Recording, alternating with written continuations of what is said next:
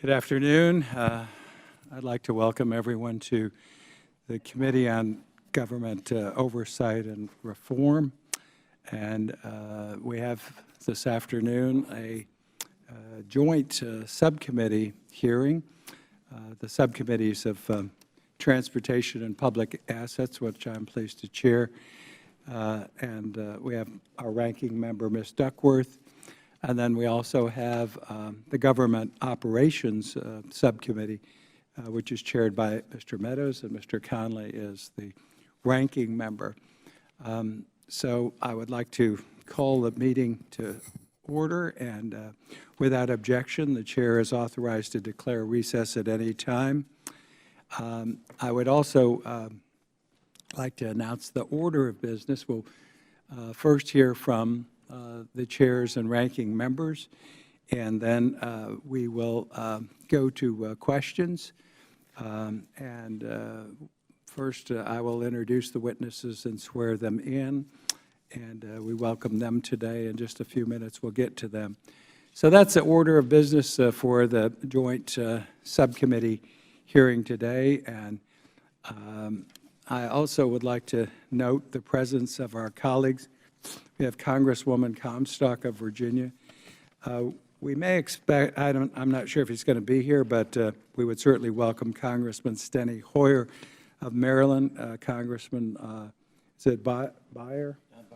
Okay, of Virginia, and Congressman Delaney of Maryland. I'm not sure if Congressman Delaney is here, but I'll ask unanimous consent that they also be allowed to participate, and without objection, so ordered. So while they're not members of the committee, we appreciate their participation. The order of business is we'll go through members of the subcommittee and our OGR committee, and then recognize those individuals. I plan to yield some of my opening statement time to Ms. Comstock, and we'll proceed in that order. So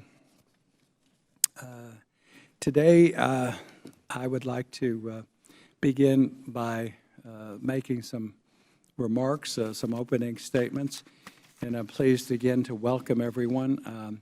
This is not a New Kids on the Block hearing. This is actually a continuum of hearings that we've held.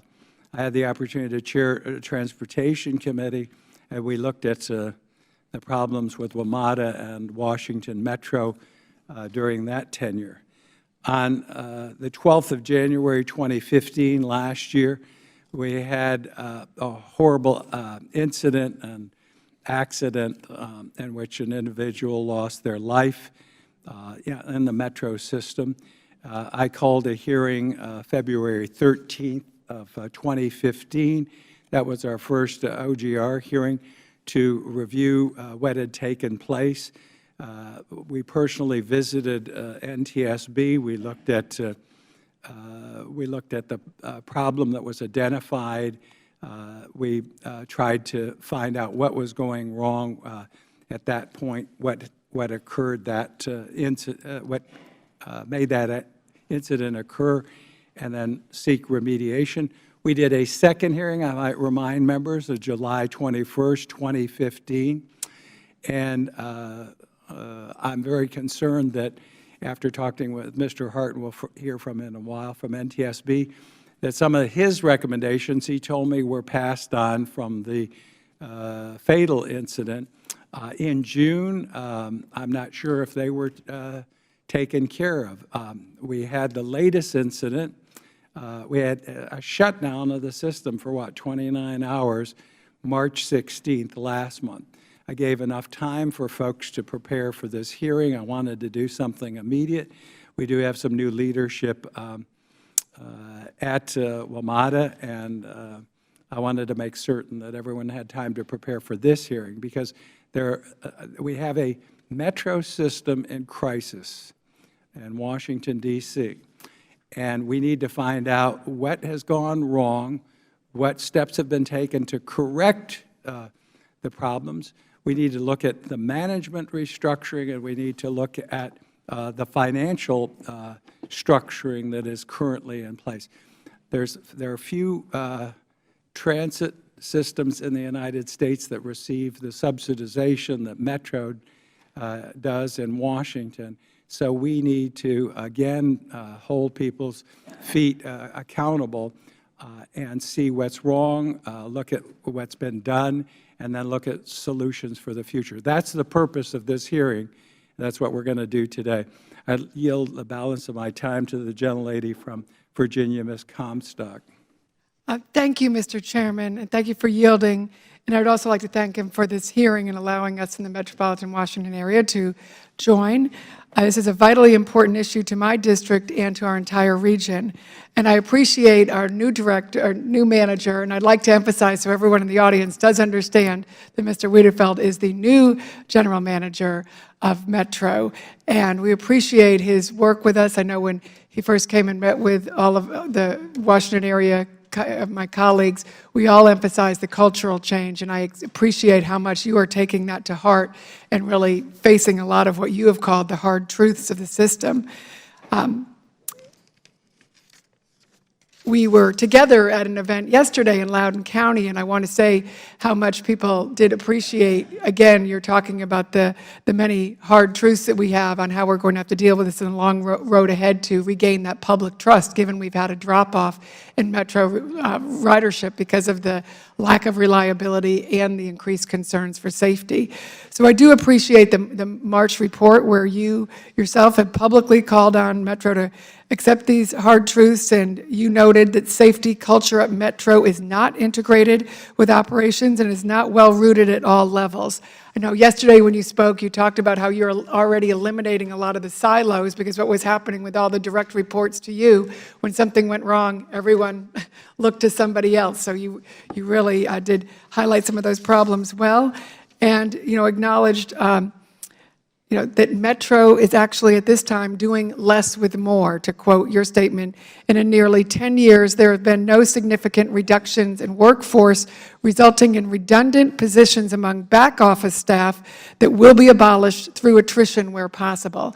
I think it's important to note that you have identified sort of in the need to modernize this, that the back office staff that we might not need now needs to be reallocated. If we need to have management changes there or labor changes, as you noted, that we would probably need to change this. We can't have these redundant positions that are unneeded soaking up the resources that we need to put on the front line. And I particularly appreciate that you're putting more safety resources into all the stations and as you're going through this process. The organizational span of control we know is too wide, as you noted in your in the meeting we had yesterday, and it's not mission-focused. So I appreciate particularly what you've been highlighting on the customer focus of Metro and the need to have a much more customer-focused workforce and to have that be certainly a top priority. I was able to go up to the ROC recently, the Rail Operations Control Center, and I know one of the biggest concerns that I had when I read articles like the Washingtonian back in December, which we've discussed, was the training process. And I noted that in the recent audit that they also identified the training as a key problem area. So any way we can be helping you as you go through that process of how we're going to revitalize and change that training so that we have the best people available so we get the most value for the money and resources we're putting in here. So again, I thank the chairman for allowing us to join you here today. Thank the general manager for his work, and particularly in recruiting the new safety officer that I understand, I guess you just announced later, I guess it was a little while after we met yesterday, the New York City's Transit's Patrick Lavin to now be our new chief safety officer. And of course, never has there been a time when he is more needed. So I appreciate the opportunity to be with my colleagues today and look forward to discussing this more. Thank the gentlelady from Virginia. Recognize our ranking member, Ms. Duckworth. Thank you, Mr. Chairman. In the United States, rail transit ranks among the safest modes of transportation. However, as our famed pilot Sully Sullenberger wisely warned, the commercial aviation industry, and I quote, "It's important not to define safety as the absence of accidents. When we've been through a very safe period, it's easy to think it's because we're doing everything right. But it may be that simply we are doing some things right, but not everything, and we simply can't relax. Unfortunately, a series of rail accidents in our nation's capital reminds us of Sully's statement and how it also applies to mass transit. Over the past 7 years, 9 passengers and 7 employees have been killed on the Washington Metro Rail system, and many more have been injured. Riders have lost confidence in Metro, and rebuilding trust will require far more than from WMATA than simply reminding passengers that driving is far more dangerous than riding. Of course, Congress must also hold itself accountable for creating a weak Federal Transit Administration. Compared to FTA's DOD counterpart, the Federal Railroad Administration, and especially the Federal Aviation Administration, FTA lacks the authority, resources, and experience necessary to make sure state safety oversight agencies effectively protect rail transit passengers and workers. I'm concerned that the entire rail transit sector may be out of step with the positive safety trends experiencing by other forms of transportation, such as by the global aviation industry. In aviation, we've managed to cut the rate of crashes and fatalities in half between 2000 and 2012. Moving forward, rail transit must learn from past experiences of other transportation industries. It's worth remembering the observation from Ms. Deborah Hersman, a former chairman of the National Transportation Safety Board, who, when describing aviation sector's evolution towards a more, quote, proactive approach to safety, grimly noted that in previous aviation eras, and I quote, the lessons of accidents used to be written in blood, where you had to have an accident and you had to kill people to change procedures or policy or training. I fear that her morbid description of aviation's past safety culture sounds all too familiar when examining the challenges currently facing rail transit. Nearly a decade has passed since NTSB investigated the 2006 derailment of a Chicago Transit Authority train. NTSB's work produced a comprehensive of recommendations for CTA and FTA. According to the accident report, and I quote, this accident offers many lessons to both CTA and to rail transit systems around the country that we have made a number of recommendations to address those issues. For example, they recommended that FTA inform all rail transit agencies of the CTA derailment and, among other things, make sure that all rail transit systems have the capability to communicate with passengers during an emergency and the ability to remove smoke from tunnels, and this was 10 years ago. NTSB also found that FTA oversight of the Regional Transportation Authority was, quote, inadequate and failed to prompt actions needed to correct track safety deficiencies. Despite NTSB's clear findings and recommendations produced in 2006, it became tragically clear on January 12 of 2015 that neither FTA nor WMATA implemented reforms to Metro's procedures, policies, or trainings to prevent similar incidents a whole decade later.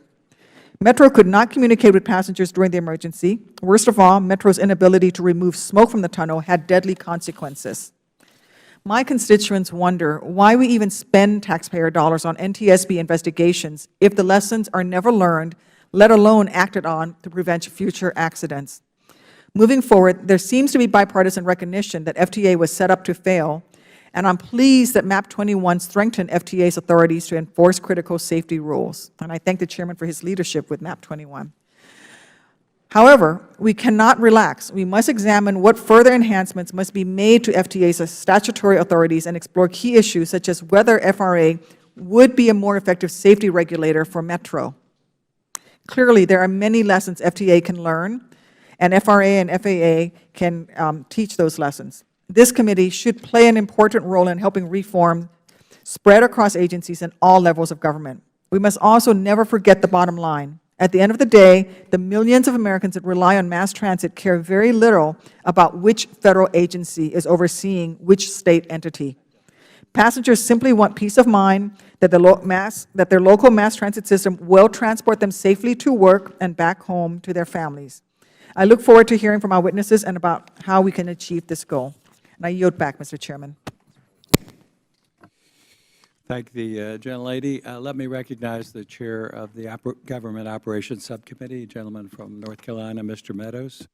Thank you, Mr. Chairman. Thank you for your leadership on requesting this hearing, and thank each of you, many of you, for coming back another time to address an issue that is important. Obviously, the DC Metro system transports nearly 200 million riders annually, and these are not just only the hardworking citizens and federal employees of the district, but people from all across the country who come here to visit and look at and enjoy America's treasures and the monuments that are here. The Washington Metro was once the gold standard of public transit, but in recent years it's become synonymous with several other words: poor service, delays, and rampant safety concerns. And in many ways, this just adds to the unfortunate situation that WMATA riders find themselves today. This hearing focuses on the efforts that WMATA has sought to address some of the issues surrounding the safety and delays in general service, and to work towards making sure that our DC Metro system will once again deserve the moniker that it is indeed the best transit system in the country. You know, the Metro rail system recently celebrated its 40th anniversary, and while any system that has been in service for that length of time is bound to experience its fair share of maintenance problems, the WMATA Metro rail system seems to be plagued by dangerous and systemic problems. In the past few years, WMATA has experienced a large number of significant accidents and passenger safety events, and certainly we can all remember not too long ago in 2015 when one passenger was killed due to the electrical cable fire that sparked an arcing incident that obviously is still under investigation and still being dealt with. It resulted in a large amount of smoke-filled rail cars. I was surprised to find that that event was just not unique. It was unique in that we had a tragic loss of life, but in talking to some of my staff, I found that we've had smoke-filled cars and other potential problems, even more between that event and the one that obviously has brought us here to this additional hearing today. You know, following the 2015 incident with the NTSB undertook an investigation and issued an urgent safety recommendation that WMATA needed to address the related electrical cables to prevent further fire hazards. Just last month, an electrical cable at the McPherson Square Metro station experienced the same type of arcing incident that we had previously identified. The fact is that this same type of fire hazard is continuing to result in a major fire-related incidents, raises questions as to the effectiveness of WMATA's safety efforts and the agency's oversight of WMATA. In response, WMATA and the general manager, the new general manager, as my colleague pointed out, closed the Metro rail system for 29 hours to conduct an emergency safety inspection. And this emphasis on safety certainly is a step in the right direction for WMATA and to get back on track the nation's premier public transit system. It created unbelievable chaos within the city on that particular day. I think many people experienced unbelievable hours of traffic jams that they would not normally have experienced just because of that shutdown. Safety does come first, but it also shows the importance of this rail system to this city and the way that we do work. And so it is a must that we have to address this. Beyond the safety-related issues, WMATA seems to be besieged by miscommunication and backbiting that sometimes, between the operational controls represented by the general manager's office and the policy controls represented by the WMATA board. This issue was particularly visible, in the aftermath of this McPherson incident, where there seemed to be a public disagreement between the board and the general manager as it relates to the action necessary to get WMATA back in a state of good repair. So I look forward to each one of your testimonies today, working with the witnesses to not only address the safety concerns that have really affected WMATA, but also to create a unified face for a system that we need to help restore the confidence and trust for those that that use the system each and every day. So I'd like to thank our witnesses for attending today's hearing, for taking the time to work with this committee to ensure that when WMATA celebrates its 50th anniversary, it can do so and that we can celebrate it as being the best transit system in America. And with that, Mr. Chairman, I yield back. I thank the gentleman. Let me first now recognize the ranking member of the Government Operations Subcommittee, the gentleman from Virginia, Mr. Conley. If I could do a unanimous consent before my time starts, Mr. Chairman, I have a statement to be entered in the record. I ask unanimous consent on behalf of our colleague, Chris Van Hollen in Maryland, who's been a long-time supporter and sometime critic of Metro and been a great partner in the enterprise. Without objection, so ordered. I thank the Chair. Mr. Chairman, I appreciate the opportunity to revisit the safety and service challenges faced by the Washington Metro system. I've spent 21 years of my life working on Metro-related issues, first as a member of the Fairfax County Board of Supervisors, then as Chairman, and now as a member in this body. No one's more disheartened than I with the current unacceptable state of affairs. In the wake of the January 2015 tragedy at L'Enfant Plaza, we held 2 hearings in which I said Metro was facing multiple crises: a crisis in leadership, a crisis in safety, a crisis in commuter and stakeholder confidence, and a crisis in funding. Let me start with the most significant improvement, which is the November hiring of General Manager Paul Wiedefeld. His hiring was long overdue, as Metro went 10 solid months without a permanent general manager. I think most observers agree he is proving to be the right leader at the right time to help get Metro back on the right track. I rode the Orange Line with Mr. Wiedefeld through Northern Virginia in January so he could hear firsthand from riders about their safety and reliability concerns. And because the gods were on our side that day, we encountered 2 cracked rails in the process, leading to many delays. Mr. Wiedefeld recently issued a customer accountability report, which he lays out the hard truths about safety, reliability, and basic customer service, coupled with more than 50 actions he and the agency will begin to take to address those. Of course, that's in addition to the urgent safety recommendations made by the NTSB as part of its ongoing investigation into the L'Enfant Plaza tragedy. In addition, the FTA, which conducted its own safety management inspection, now has assumed safety oversight for Metro, has 91 of its own corrective actions. I know the new general manager agrees that safety ought to be priority number 1. Since our last hearing, 2 additional incidents have rattled riders and further eroded confidence. First, a train derailed in early morning hours of August 6 on the orange, blue, silver lines between Federal Triangle and Smithsonian. The train, which was not carrying passengers yet, derailed due to a defect in the rail line, a wide gap previously detected but misreported and unfixed. Then Metro suffered a gut punch on March 14th with another electrical arcing incident, this time in the orange, blue, silver lines at McPherson Square. Thankfully, the incident also occurred before the system opened, but it was a disturbing safety shortfall that should have been identified and fixed immediately following the tragedy at L'Enfant Plaza. It would seem Mr. Wiedefeld shared that assessment, prompting him to take the extraordinary and unprecedented step of closing the entire Metro system for 24 hours in order to allow for emergency inspection of all such cables.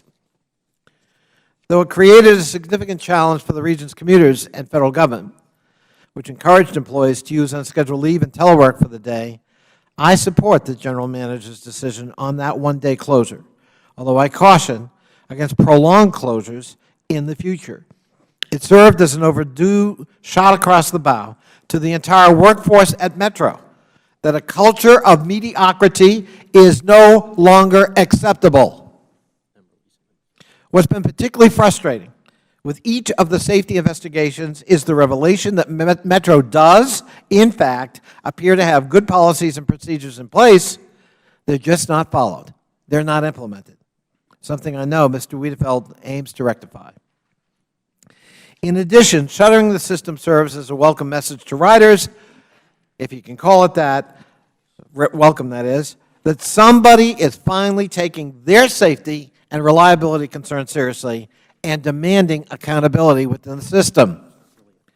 As part of his internal assessment of Metro, I've encouraged Mr. Wiedefeld to make significant personnel changes, and I'm pleased by yesterday's announcement about the hiring of a new Chief Safety Officer. Further, those responsible for allowing these issues to language should step down or be removed.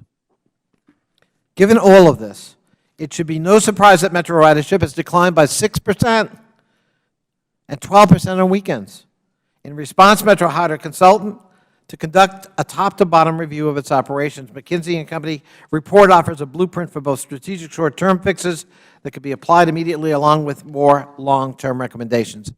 My time is running out, Mr. Chairman, in this opening statement, but I know we will discuss financing as part of this hearing, and I will hold off on that part of my statement until we get to that round. Thank you.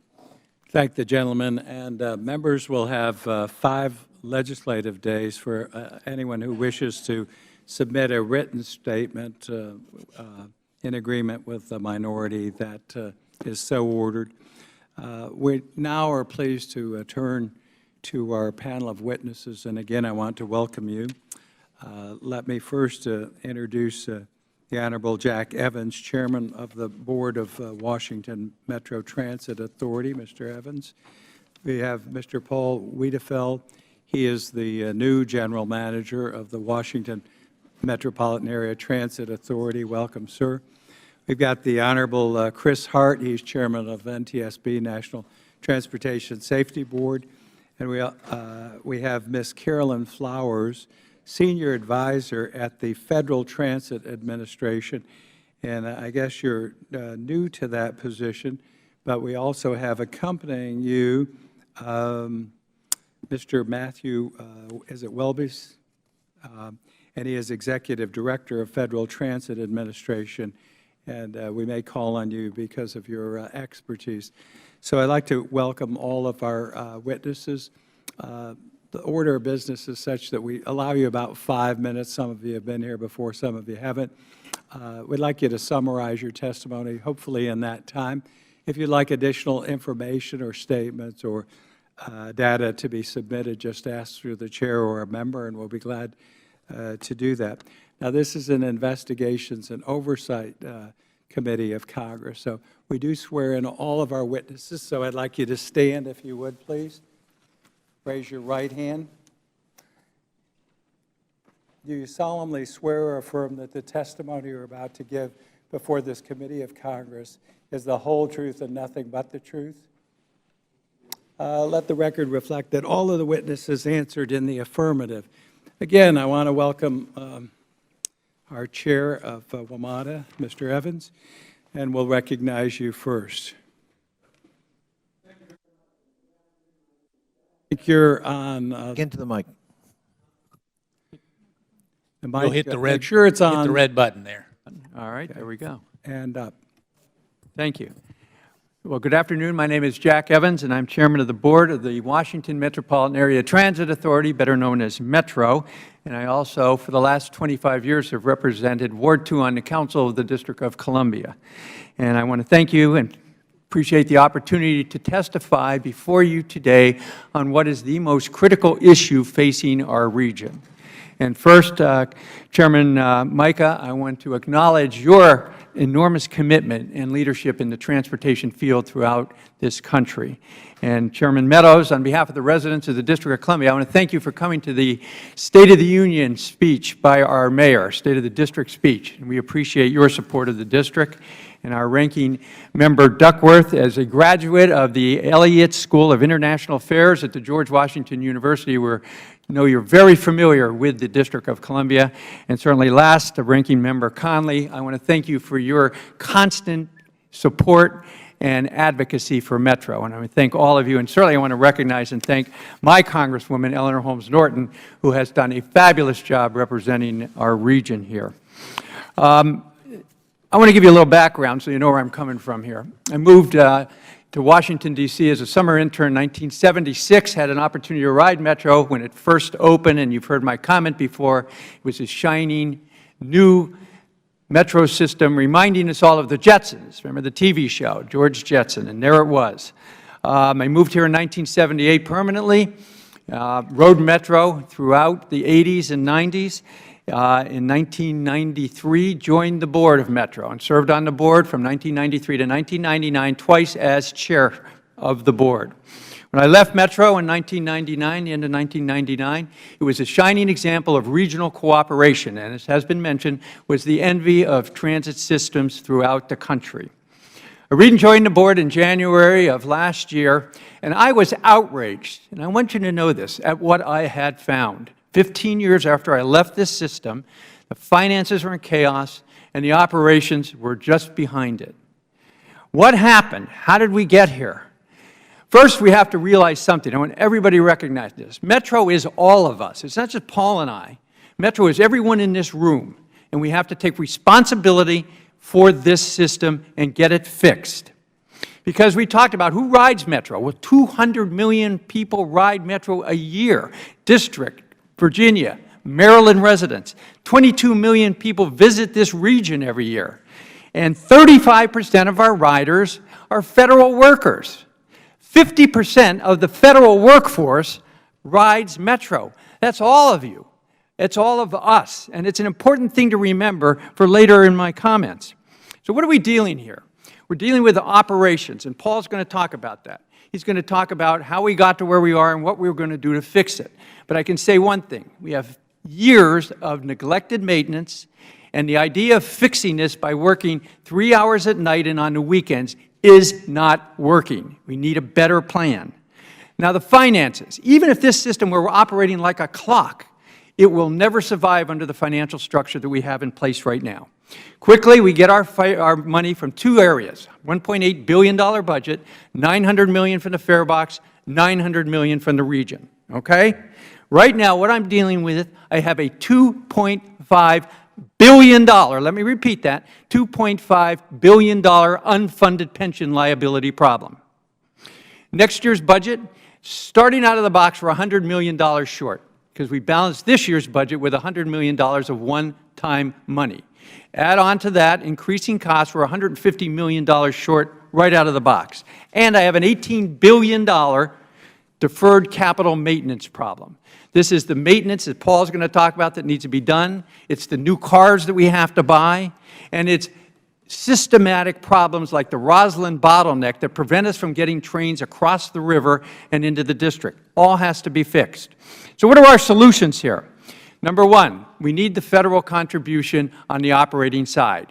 We need $300 million from the federal government. How do I get that number? $900 million divided by 3, $300 million. Each jurisdiction is giving that. The federal government needs to do that as well. Remember, you paid for 2/3 of the system. You put $6.9 billion into this system.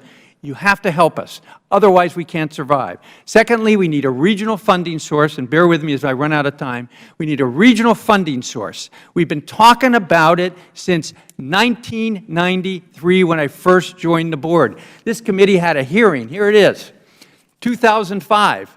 You spent your whole time talking about a regional funding source, and nothing ever happened. I need $1 billion a year from the region, and if the region won't do it, let me just float this idea with you all. The Tennessee Valley Authority, a federal agency set up by all of you in order to collect money. So let me conclude with this. I've been the finance chair in the District of Columbia for 17 years, okay? We were here in 1995 with a city that was bankrupt. Without federal assistance, and Eleanor Holmes Norton was the leader on this, and you remember this, without federal assistance, we would not have made it. The federal government assumed a $10 billion unfunded pension liability that the District of Columbia had and paid for our prisons and our judicial system, giving us the breathing room we needed as a city to survive and become what I would say is one of the most dynamic cities in America today, who has the best financial picture. So that's what I'm asking for you today. We are in this together. We need your help. So thank you for the opportunity to testify. Thank the gentleman. Let me now recognize the General Manager of WMATA, Mr. Wiedefeld. Welcome, and you're recognized. Good afternoon, Mr. Chairman. Thank you for having me today. I'll be very brief, but since I've come on board 4 months ago, a big part of my time has been spent reaching out to the stakeholders, the customers, the employees, particularly frontline employees, elected officials, and business community. And I've gotten a firsthand experience from using the system, obviously from listening to them, and then basically walking the tunnels, walking the bus garages and maintenance facilities. I've learned a lot. I've learned of a number of the issues that we have, and I've learned about a number of the opportunities we've had. Unfortunately, during this time, I've also had to make some very difficult decisions.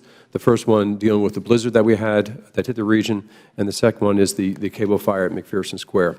Both of those decisions were driven by my commitment to safety for our customers and our employees, and that's why I made those decisions.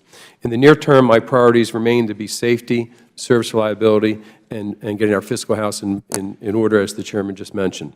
Last month, it was also mentioned, I put out a report, a customer accountability report, which basically outlines a number of actions that just based on my short time here of things that I want to do and things that I've heard, and what we learned from McKinsey and other sources. The purpose of that report is to be transparent, but more important is to be accountable to the public and for the managers to be accountable. And it's basically setting that bar, and that's exactly why that was done. And it will continue to grow. And although the actions I've taken, I think, reflected a different management approach and the start of a change of culture here, there's still quite a long way to go. And this is where I need the stakeholders in this region to basically support me to get there. I think we need to step back and look at what we've been doing in terms of particularly the maintenance of the system. We've gone from crisis to crisis. We tend to deal with things one-off, and that just cannot go on. We've created a program to try to do the improvements, which basically we're not getting done. It's inefficient. We are impacting our customers day to day on weekends, and we're suffering from that. So I will be coming out in the very near future with a new program to get at these issues and get this system up to the state it should be, and then we'll continue to maintain it from there. These solutions won't be easy, and so I'm not going to sugarcoat it, that is for sure, but I think there are things that we have to do to get this where we want to be. Let me close by saying last month we celebrated the 40th anniversary of the system, and it is something to celebrate, for sure. Over the last 40 years, Metro has played a central role in transforming this region into one of the most dynamic regions in the world, for sure. It's shaped the land use. It's become the backbone of our economic development. It's played a central role in meeting the mobility needs of the residents and visitors alike, moving 1.2 million passengers a day. And it's supported our environmental goals, particularly in the air quality arena.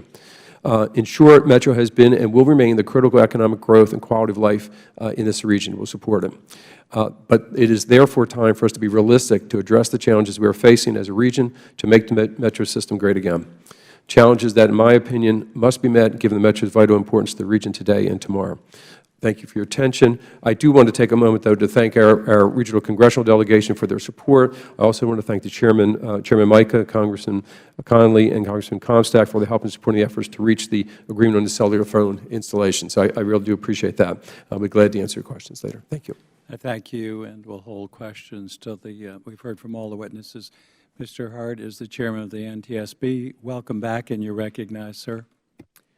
Thank you. Good afternoon, Chairman Mica, Chairman Meadows, Ranking Member Duckworth, and Ranking Member Connolly, members of the subcommittees, and others who are present here today. Thank you for inviting me today to testify on behalf of the NTSB. The NTSB has completed its investigation into the January 12, 2015 electrical arcing and smoke incident near WMATA's L'Enfant Plaza Station that's been referred to several times today. The Board is expected to approve the final report at its public meeting on May 3rd. As I reported to you last year, our investigation revealed that some electrical connections associated with power to the third rail were improperly constructed and installed without sealing sleeves. The absence of sealing sleeves can create the potential for electrical short-circuiting, which results in fire and smoke events in the system. Nearly a month after the L'Enfant Plaza accident, we examined electrical components from a smoke event in the tunnel near Courthouse Station and found that those cable connections were also missing sealing sleeves. Most recently, we were informed by WMATA last month of an arcing event at the McPherson Square Station, and we were invited to view some of the damaged electrical components. We observed that the damage to the traction power electrical components was similar to that of the L'Enfant Plaza Station accident. One cable connector assembly and portions of the cables had been vaporized by the intense heat, as was a portion of the third rail coverboard similar to the L'Enfant Plaza Station accident. In June 2015, we recommended that WMATA inspect the cable connector assemblies and ensure that they are constructed and installed in accordance with WMATA's specifications, which includes sealing sleeves. It is clear that the cable connector assemblies at the McPherson Square Station had not been modified as a result of our June 2015 recommendations. What is unclear is whether these connectors had been inspected, and if so, how that inspection was conducted and recorded. We are anxiously awaiting WMATA's report on its progress in implementing this recommendation.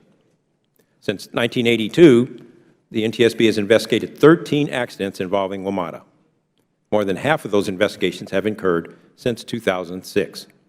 Our L'Enfant Plaza investigation has illustrated once again that rail transit accidents continue to cause injuries and deaths, and that more effective oversight of rail transit is necessary. That is why we included improved rail transit safety oversight in our 2016 Most Wanted list of transportation safety improvements. Inadequate transit safety oversight can result in many types of safety hazards that are allowed to develop and persist, and as such, constitute systemic hazards. The physical hazard that led to the L'Enfant Plaza Station accident is present system-wide. That is why the NTSB issued urgent safety recommendations to the Secretary of Transportation in September 2015, urging that DOT seek authority from Congress to designate WMATA as a commuter authority so that the Federal Railroad Administration can exercise direct safety oversight. The Secretary's response to our recommendation acknowledged that the Tri-State Oversight Committee, or TOC, lacked sufficient resources, technical capacity, and enforcement authority to provide the level of oversight needed to ensure safety at WMATA. However, he disagreed with our recommendation to transfer safety oversight of WMATA to the FRA and instead determined that the FTA, the Federal Transit Administration, would begin increased oversight and would directly enforce and investigate the safety oversight of WMATA. While we can all agree that the current oversight of WMATA by the TOC is insufficient, we are concerned that the FTA's safety oversight for this rail transit property is not equivalent to that provided for other similar properties or heavy commuter rail. FTA has very limited ability to oversee WMATA effectively. Our concerns are substantiated by the fact that the FTA has no prior experience in direct safety oversight or as a state safety oversight agency, has limited staff to carry out the function, and does not have the authority to levy civil or individual penalties in response to safety deficiencies. Every day, millions of people use rail transit to go to or from work, home, or other destinations. In the case of WMATA Metro Rail, ridership is critical to the effective operation of all branches of the Federal Government, as evidenced by the recent unprecedented shutdown of the system for one day. That is why it is so important for WMATA and rail transit systems nationwide to be subject to competent oversight bodies that have standards and rules along with the power to enforce those rules. Although each system has unique equipment, operating environments, and challenges, all need strong safety oversight to continue safe operations. Thank you for providing the opportunity to testify before you today. I look forward to responding to your questions. Thank you, Mr. Hart, and I'll recognize Ms. Flowers with FTA at this point. You're recognized.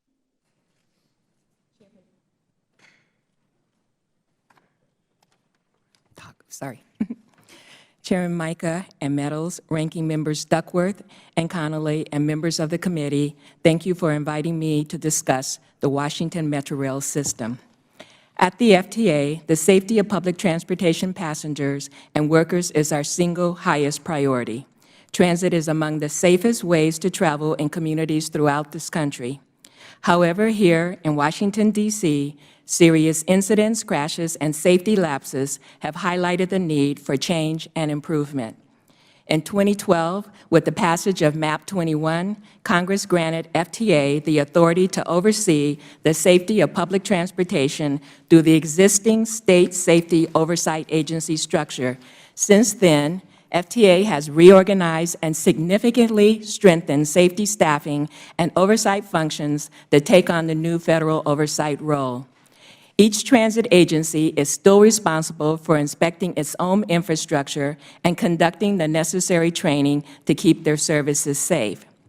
FTA oversees the State Safety Oversight Agencies, or SSOAs, which in turn provide day-to-day oversight of rail transit safety. That leaves FTA with the ability to shape nationwide safety standards, to issue directives, and to step in where those SSOAs are not able to do so. After the tragic January 2015 L'Enfant Plaza smoke incident, FTA exercised our safety authority by conducting a safety management inspection of Metro Rail and Metro Bus, which resulted in 54 safety findings. Our inspection report identified numerous deficiencies and operational concerns.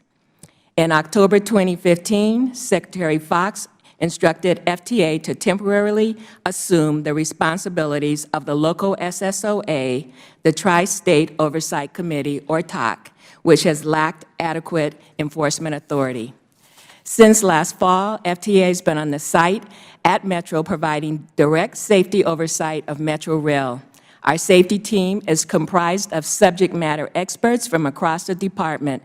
This team has transit industry knowledge and expertise, technical ability, and enforcement power to improve Metro Rail safety.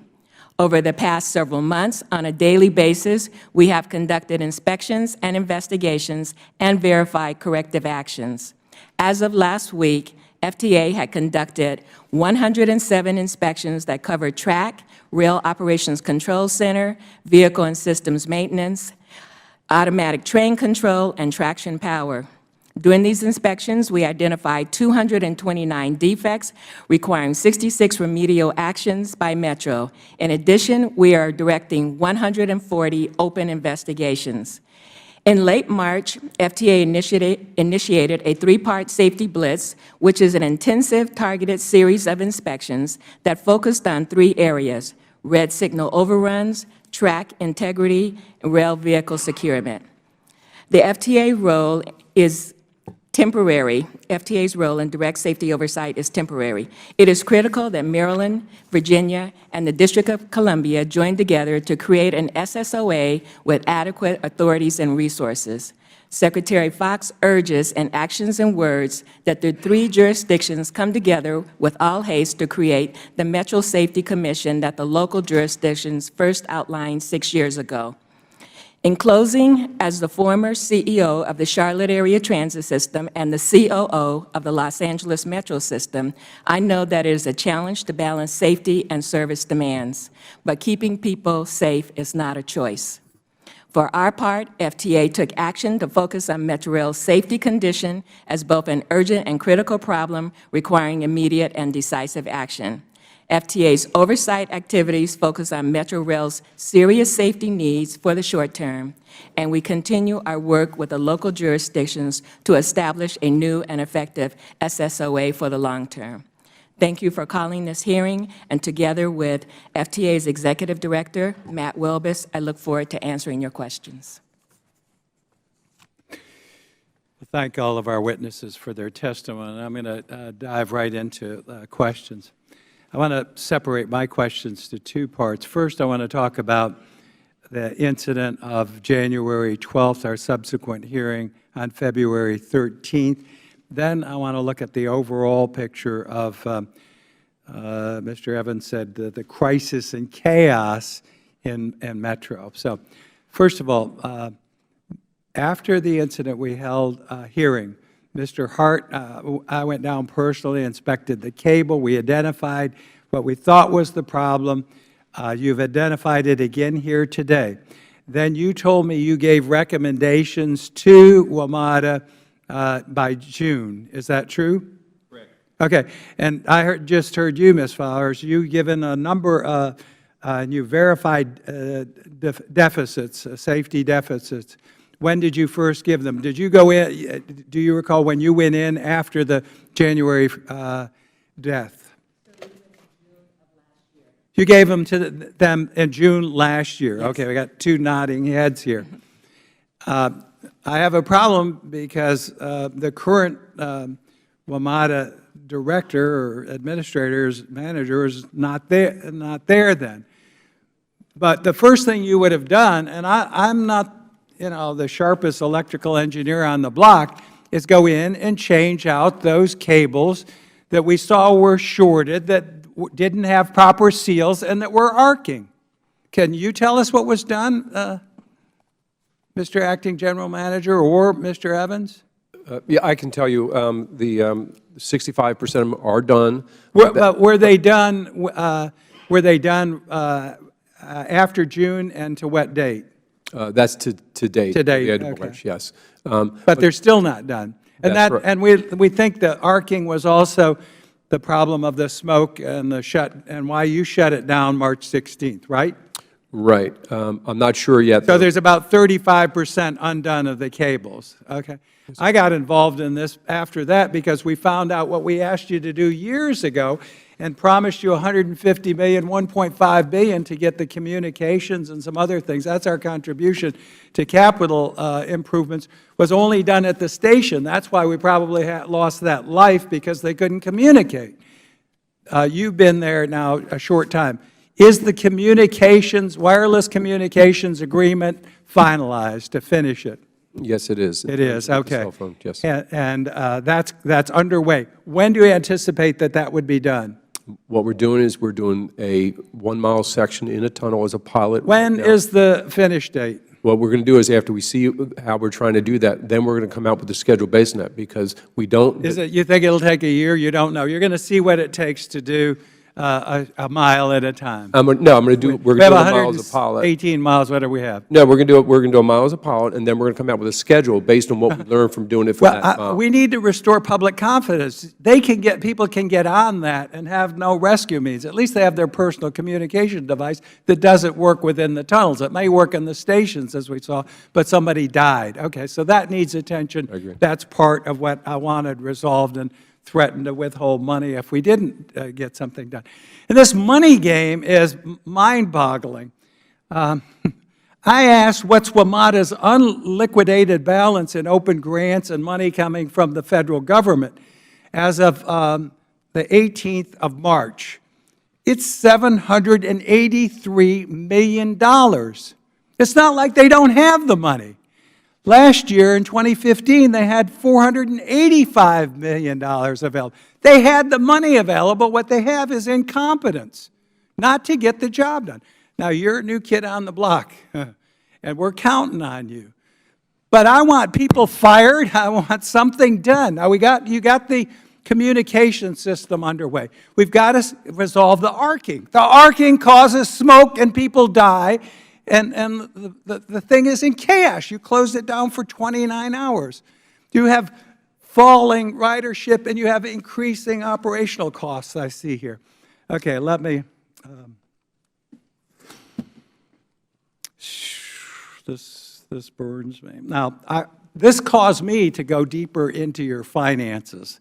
Now, I heard you, Mr. Evans, and you gave a nice presentation. I was here in '95 when we put the control board in. We disbanded the district government. You're running $750 million in debt. $750 million in debt. You had all kinds of unfunded liabilities, pensions, everything. It was the most screwed up mess I've ever seen in business or government. What's your current surplus in the district? What are you running, half a billion, 500 million? Right now, we have $2.17 billion in our reserve funds, and we run about. Okay, well, let's step up to the plate. You're dealing with people who are broke. I'm telling you, I am not going to bail you out. I am not going to support bailing out the District of Columbia. You're not bailing us out. It is bailing out. And look at the operational. And I compared Chicago. 75% of the capital funds come from local and state money. In SEPTA, Pennsylvania, 61%. WMATA, 44%. Nobody gives more money for capital improvements. Nobody has more money available than you all have available. So again, please don't come here. There's lots of money available. What we don't have, we have money available. We don't have leadership. We don't have management. And these people need to step up to the plate. Virginia needs to step up to the plate. Maryland needs to step up to the plate. And the district, with that huge surplus, now needs to step up to the plate. You sure as heck ain't going to get it out of my folks. and the improvements can be made. So no other system in the country has the kind of resources into it. And if you want to divide, don't divide by three, let's divide by 4, and have everybody step up to pay for it. So I'm not here to make up for bad management. I'm not here to make up for a poor safety record. I'm not here to make up for a lack of action. And I'm not, and you, who was it that, was it the new general manager? When I saw the liability, you mentioned the liability for pension and unfunded benefits in the multi-billion-dollar area, isn't that true? $2.5 billion. Yeah, that's huge, that's huge. That also needs to be addressed, and it doesn't need to be bailed out by the federal taxpayer. So I've spoken my piece. If you know me, I do that, and then I act, and I will act to make certain that we get this in order. I wish you well, Mr. General Manager. We'll work with you. We'll give you all the tools. You have money available. You need to get in there, fire people. I think you're doing some of that, and get that place in order. With that, I yield to the ranking member. Thank you, Mr. Chairman. And I again want to thank you for holding this very important hearing. I'd like to yield the remainder of my questioning time to the gentleman from Virginia, Mr. Connolly. I thank my friend, and I thank Mr. Mica for his passion. But as that passion cools, he has asserted Virginia has to step up to the plate. And I would remind my friend, he doesn't want a burden on his people, he said. Well, I don't want a burden on mine. And in Virginia, we pay the subsidy, my local taxpayers. So when you say a bailout, my constituents hear something quite different. And I hope you will keep that in mind as you care about your people. Mr. Beyer, Ms. Comstock, and I care about ours because we foot the bills in Virginia, not the state. And we're quite sensitive to the fact that we already pay high subsidies, and we already have one of the highest fare box recovery rates in the country because we don't have a dedicated source of revenue, and the federal government does not provide operating subsidies. Not a penny. Not one penny. It's the only compact member that doesn't provide a penny. Do you want me to yield, Mr. Chairman? I'm sorry. just two things. I'll put in the percentage that is paid for capital, and then I think Capital is different than operating. And well, most of their problems are capital. No. Clearly, their problems are operational, Yeah, Mr. Chairman. and again, you can see what is put in. Operational, there's about 2% from the district, and I will give you the fact that some other jurisdictions we found have as much as 6%, but they take certain money and put it into operations that we've allowed. Yes. So, and we've done that also in times of financial distress. Reclaiming my time. Thank you, Mr. Chairman. I would just say, you know, where you stand is where you sit. You know, where my constituents stand is that the federal government gets a free ride every day in Metro because it doesn't pay operating subsidies. And as Mr. Evans indicated, that costs our jurisdictions in Virginia about $300 million a year. And you can make all the hay you want out of the fact that the federal government provides $150 million in operating capital, and that did not come without strings. That had to be matched dollar for dollar by the 3 jurisdictions over and above their operating subsidies, and we had to give up voting seats on the governing board of Metro. And by the way, the federal representatives are not limited to only capital issues when they vote. They get a free vote on the operating side of the House, and they don't pay for it. So it's a matter of perspective. Having said that, I certainly associate myself with the remarks, your remarks, Mr. Chairman, about past management and about operating difficulties and holding people accountable. And I am deeply concerned that given the depth of the problems, that people, frankly, examples are going to have to be made out of some people, and I don't just mean in senior management. And I think the Chairman and I share that view. It's gotten to that point that if we're going to reassure public confidence, we have to hold people accountable at every layer of the organization, because that is one of the crises we face, public confidence, for good reason. Mr. Hart, in your recommendations, inter alia, you recommended that the safety oversight be done by the FRA, not the FTA. Is that correct? That's correct. Why did you arrive at that conclusion? We were looking for an immediate solution. The FTA can eventually do the kinds of things the FRA does now. For example, the FRA has rules. They have people to inspect to see whether the rules are being met, and they have people to enforce if the rules are not being met. The FTA can have that eventually, but it doesn't have it today. That's what we're looking for, is an immediate solution, an immediate interim solution to to respond to the Ms. reality. Flores, you're not the director of the FTA. You're a senior advisor? I'm currently the lead at FTA. The lead. Yes. And you came with Secretary Fox from Charlotte? I came after Secretary. After? So do you have the capability that the NTSB recommended? We feel that we do have a capability. We agree with NTSB that action was needed to improve oversight of WMATA and the Ms. top. Flores, I'm running out of time, so Okay. forgive me, I'm not trying to be rude, but we had deaths. We had accidents. We had people injured. Mr. Hart's NTSB said, look, no fooling around. Safety is number one. We need the FRA and its resources and capability because the FDA doesn't have it right now. You gave us statutory authority and oversight of public transportation, and you also, in the FAST Act, strengthen our authority. Ms. Flores, I'm very well aware of what we did in the statute. I'm talking about capability today, and that's what the NTSB, that's what it took cognizance of, which is why it didn't recommend that your agency have safety oversight. And yet the Secretary decided to overrule or ignore that recommendation. Sir, we have on our staff regulatory experience from FRA and FAA. Our head of, Regulatory? yes, from regulatory agencies who have safety experience at FAA and FRA. What's that got to do with whether you've got the ability to hone in on, cable covers that could arc? Who We cares have about just- regulatory authority? We have just completed a safety blitz of our track inspection on WMATA, and we've done verification. Oh, you did? Yes. So on the day, Mr. Wiedefeld, what was the day we shut down for the whole 29 March hours? 16. March 16th. March 16th, the day before the Holy Day. So, St. Patrick's Day. Did you have people in Metro inspecting the cables along with Metro? When we did our safety management inspection, we did identify issues with. No, ma'am. My question, that's not my question. On the 16th of March, for that 29-hour period, since you've got the responsibility, God knoweth why, since it should have been to FRA, but Secretary Fox decided to ignore or overrule that recommendation, were you in the tunnels inspecting these cables No, that could we- arc, no, we were smoke, not. and cause death and injury? We were not in. You were that not phase. in the...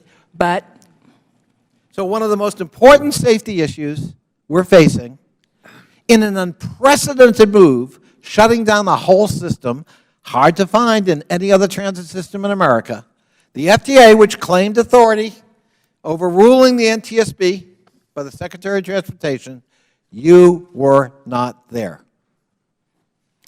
that is correct, sir. And we're supposed to have confidence in your ability, while you're lecturing Maryland, D.C., and Virginia to get their act together on the talk, you're nowhere to be seen on the day in question when we're trying to deal with a major, imminent, potentially life-threatening safety issue. Would you like to know what we did? Well, I'd like to know where you were on the 16th before you tell me what you did. Okay, on March 16th, we were working with WMATA over the telephone, talking to them about what they were doing. We did oversight of their inspection the night before. We talked to them. And we used the information and to verify what they were doing. And we also are now conducting our own blitz of the system, of their tracks. I'm sure it gave great comfort to Metro that you were verifying over the phone what they were doing. My time has expired. Thank you for your indulgence, Mr. Chairman. Thank you. And Mr. Meadows yields me 15 seconds just to say that Mr. Conley, they had between $500 million and $750 million sitting in the bank to make the repairs that Ms. Fowler, FTA, and and Mr. Hart said were necessary last year after somebody died and we told them to do something about it and held a hearing. So it's not a question of money, it's a question of management and somebody doing something, and let me yield back to Mr. Meadows. Thank you, Mr. Chairman. Thank each of you. We've got two different issues here. One is a safety and a deferred maintenance issue. The other is a management issue. And so I want to try to address both of those. Mr. Hart, I think we have some pictures here that maybe we can put up. If you can explain to the committee the pictures, I guess, of that particular picture with the, I guess they're jumper cables. Is this where the issue is? Now, I need the picture of the jumper cables, please, sir. Right there right there in front of you, that one. Yes, these are the cables that provide propulsion power to the third rail. So we're talking about serious electricity here. What we saw was that there's a fiberglass sleeve around there that needs a sealing sleeve on the fiberglass boot. Let me call it a boot. The fiberglass boot needs a sealing sleeve to keep stuff from coming inside where the connection is. So basically an insulator to keep it from arcing? Well, it's an insulator to keep contamination from getting into the connection, so that because the contamination can form an arcing path to cause short circuits. All right, so is this the only place where you can have an electrical problem that would create smoke in the tunnel? There are probably a number of other places. The insulators, for example, if they get contamination down the insulator, then the electricity can arc from the third rail down to the ground. So there are several places where it can happen. What we saw in L'Enfant Plaza was specifically from the cables. All right, so if we're going to inspect this, and if we're really looking at, and I see the general managers wanting to step in, go ahead. Just so to clarify, that is one potential source of arcing. The cables also, if they are in the wrong direction, if they are laying on the ground, that is a float. It's built on a floating slab, the rail is, which means it can move. And if that cable is laying on concrete and over time that rubs, basically you can fray it and open it that way. So there's a series of things that can happen. Well, I guess here's my concern is from what I'm coming to understand, that the jumper cables are not the only source of potential problem, and yet it appears that when we had the inspection, it was a jumper cable only checklist. Who made that decision? We made that decision because the issue was at McPherson, it was a jumper cable issue. And that's where you do get the arcing from. You're going to get it from, in effect, some sort of cable situation where, in effect, you have a third rail that's steel. So, Mr. Hart, would you agree that that is adequate enough, that if we put it and we're only looking for jumper cables, that that's satisfactory from a safety standpoint? Our recommendation addressed all cables, jumper cables, power cables, all cables, not just jumper cables. All right. So why would we only look at jumper cables? I think it's a terminology. Because that's, well, no, it says right here, and Mr. Chairman, I ask that we submit this for the record. Without objection, so ordered. Because it says only jumper cables shall be inspected, exclamation point. So, like, don't look at anything else other than jumper cables. And if you're saying that there are other sources, why would we only look at the jumper cables? Because I think, again, I think it's a terminology issue. Those, what you see there, where the big orange boots are what people generally are calling jumper cables. But if you recall, when we came out the next day and we showed the one cable that was frayed, that wouldn't have been termed a jumper cable. That's where you have two pieces of steel that there's a space of an inch, in effect, so you can, with temperature changes it can move. And that's a much smaller cable that goes back. It didn't have the big orange boots. So we weren't just looking at the orange boot cables. We were looking at any cable. So what you're saying is the language on here, only looking at jumper cables, really didn't mean to only look at jumper cables. It meant to look at anything Again, electrical. So your sworn testimony here today is they looked at all electrical. They looked at electrical cables that closed any gap between third rail. That's what they did. All right. So let me go on a little bit further. Mr. Evans, your solution, and I've read a few of the articles and I hear your testimony today, so let me make sure I understand. You need another $1.2 billion in operating revenue. Is that correct? Is that your testimony? We need 300,000 times 4. $1.2 billion. Right now, we have $900 million. We need another $300 million from the federal government for $1.2 billion in operating on the one side. And then the So other you're side only on the saying an federal. increase of $300 million. Correct. But From you the want the federal federal government to pay the $300 million. Yes. So why, if you're dividing the others by 3 or 4, why would it only come from the federal government? Right Is that now, budget autonomy? Right now, each jurisdiction pays approximately $300 million. Right. The federal government is a full partner, the fourth partner that pays zero. Well, We want you to according to pay your $300 testimony, we million. actually, I guess when we originally put in this system, we were more than a full partner. We paid 2/3 of the capital improvements originally. Is that correct? Yes, you did. That's right. The federal government paid 2/3 of the cost to build this system. On the operating side, though, they do not contribute and had never contributed. All right, and so you're saying it needs another $18 billion with a B in terms of $18 capital? billion, yes. So your plan to capital money. So let me make sure I understand this. Your plan to fix this system is to give WMATA $18 billion and close down the system for 6 months in order to have a good system. Is that the best? No, that's not my plan. Well, I mean, it's $18 billion. And I guess you were quoted as saying, close it down for 6 months, which when I heard that, I could think of traffic jams for 6 months, and it didn't sit well with me. Congressman, let me just say this. If you want me to come up here and give you good news, I'll be glad to do that. But if you want to hear what we really need to do, that's the only reason I'm here. And if you give me 30 seconds, I'll just tell you why I'm here. Okay, where's the $18 billion going to be? You know, if you want to get testy about it, I'm not getting Mr. testy. I'd like an let me opportunity to just speak, share. that's all. Let me just say. Okay. I've got the numbers.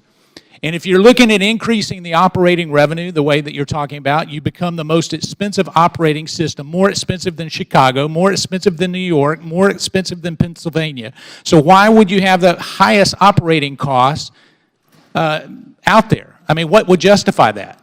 So if you want to look at numbers, let's look at them. We're the second largest transit system in America. So that justifies. New York and is- we are the New York nation's is higher. capital. Chicago and if is you have higher. the opportunity to travel the world as I have, and go to Beijing, Shanghai, Paris, London, Moscow, and see a world-class system, this system has become an embarrassment in the nation's capital, and we are all in this together. And Those what are I'm all hearing from communist all of- countries, what Mr. I'm- Evans. Paris, London, communist countries? You said I mean, Beijing, I said Shanghai, Beijing, and Moscow. Shanghai, Moscow, Paris, and London. They are capital cities. And if we want a world-class system like they have, the federal governments in those countries pay for all of the system. All I'm asking from you is $300 million, which is your fair share, given the fact that we transport 50% of your workforce every day. Do you want them to be safe? Do you want this to be reliable? Or do you just want to leave here like we did in 2005 and do nothing? And if we do that, next time something happens, I'm blaming it on you guys, because we need your help. Sir, We're here you're the one that's been on the board. So how can you blame us? You're the ones making the decisions. I've been on the board a year. When I left this place Since- 15 years since ago, this has all place was happened. operating. It is not operating well now, and we need the resources in addition to the wherewithal, which When is can what you get Paul this- is bringing to the table. When can you get this committee a full breakdown of how that money will be spent? I'll yield back. Within a week. But you will never, let me just say this, you're never going to have a better chance. You have a chairman and myself who has done this for years. You have a general manager who is as capable as anybody has ever been. If we leave here today and do nothing, and Mr. Chairman, when you're saying you're not going to give us a dime, really? Is that what you're saying? We need resources for this system. This is your system. This is my system. You're going to put your kids, your parents on this system? That is a system like it is today? Really, give me a break. We really have to step up. I have reports here from 2010, 2011, 2005, where we have done nothing. We cannot leave here and do nothing again. I thank the gentleman, and I will put in the record the balances that have been unexpended, which have been verified by you all, that are available. It was $500 million almost last year, 485, 783 as of 2 weeks ago. So the money is there. The management's lacking. Mr. Conley, you're recognized. Thank you. I'm going to yield to my good friend Eleanor Holmes Norton while reserving my 5 minutes. Thank you. I thank my friend. As to who needs Metro and who ought to pony up, just let me say that when Metro shuts down, the federal government shuts down, and we've had evidence of that through the Gazoo recently. So just try getting along without Metro, I'll say to my colleagues, if you want a federal government at all. I just want to clarify what Mr. Evans says, because it was perfectly true. The pension liability was pre-Home Rule liability, so it wasn't the District of Columbia's liability at all. It's liability because the federal government didn't give us control over our own local jurisdiction, and therefore it was due them, and they had to pay it. As for the federal government gave D.C. not one thin dime. It did agree to pay for state functions because the district is the only city that has any responsibility for state functions. So just clarifying, I agree with what Mr. Evans has said. Now, look, I want to focus on the fact that for the first time in its history, as I understand it, this system, Metro, is doing short-term borrowing in order to get operating funds. Isn't that true, Mr. Weidenfeld? Yes, it is. And you have a rollover of this borrowing of about $500 million at this point. Isn't that true? In that range, yes. So I want everybody to understand what this means. You're borrowing just to keep the system running. And we better face this fast. Now, on top of that, Ms. Flowers, WMATA was put under handwritten drawdown restrictions. That is to say, to get any of the federal money due you, you've got to turn in by hand the voucher in effect. Now, look, I don't have any problems with that because of what FTA found in terms of controls, and so I understand it in the beginning. When I've been having written correspondence with FTA, because it looks like we're through this process until we get to validation. So it looks like you have done your due diligence. But in the process, and this is why I'm talking about going forward, in the process, you have so delayed WMATA getting funds due it that it has had to go and do short-term borrowing from bad to worse. That is why I have asked for another form of monitoring. I don't care what it is, just so it is streamlined and doesn't leave WMATA waiting 10 or more days to get money that the Congress has already allocated to it. Have we got a monitoring system that will allow them to do some form of technical drawdown rather than the hand drawn down, given the fact that you've gotten through all of the controls except waiting for it to be validated? I'm not asking for no monitoring, do understand. I'm just asking that you not throw this system deeper into debt than they already are, because if they're borrowing just to keep the operation growing, that looks like what we usually see when somebody's about to go out of business. If I could just clarify, it's on the capital side, not the operating side. It's on capital funds, is what we're talking about. My understanding was that for the first time, you had borrowed. I mean, you always borrow. I'm talking about short-term funding, Mr. Weidenfeld. Yeah, no, it's short-term funding, but it's for the capital program because we don't have the electronic, what's called ECHO, the electronic ability to bring down the dollars. But you've not done short-term borrowing before. Not As far as I'm told, never in the history. So whatever it goes to, they're rolling it over. They can't pay it. So I'm trying for a short-term, a way to get to partial solution, short-term. Here's the money the federal government says we owe you. How close are we getting to a streamlined approach, Ms. Flowers? We've been working close with Mr. Weidenfeld to go through a validation process, and I think we are getting closer. When do you think? Understand, this is costing them money, interest. So I think it's a perfectly valid question to say, give us a date, since they've done everything you said do except have it validated, when they can get their money in the old-fashioned or the new-fashioned way. Excuse me. So when will that be, Ms. Flowers, and when can you get me a date on that? I'm going to defer to Mr. Welbus.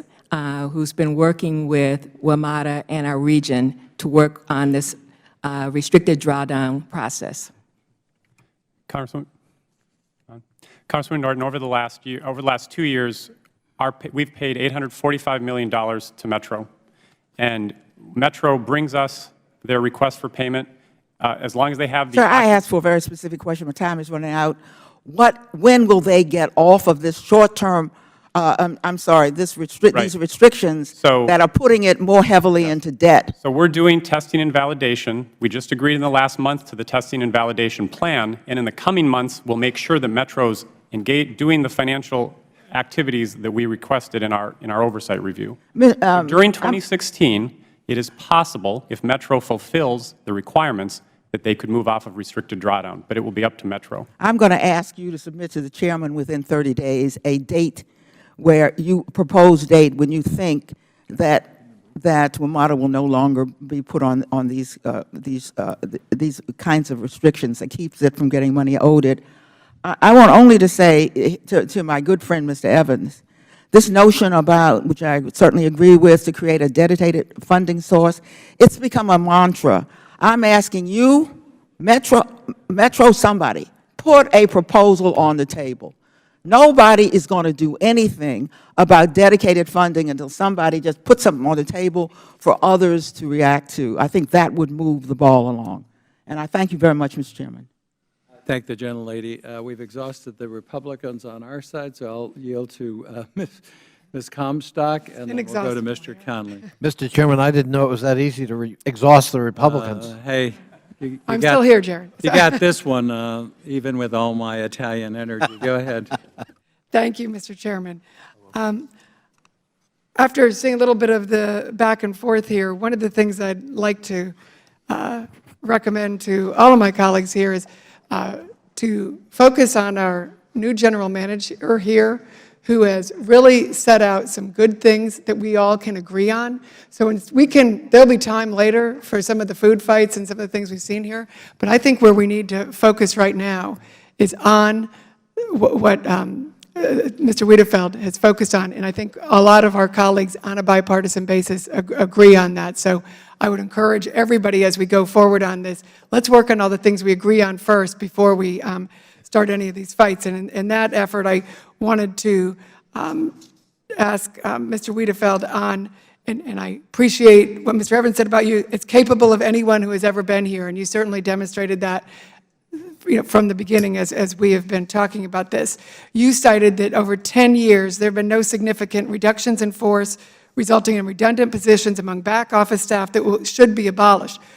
What can we do to immediately abolish those? Because some of those huge costs that we're going to have on pensions are going to be coming from some of these redundant positions that are unnecessary. So I appreciate that you're trying to minimize the problem here.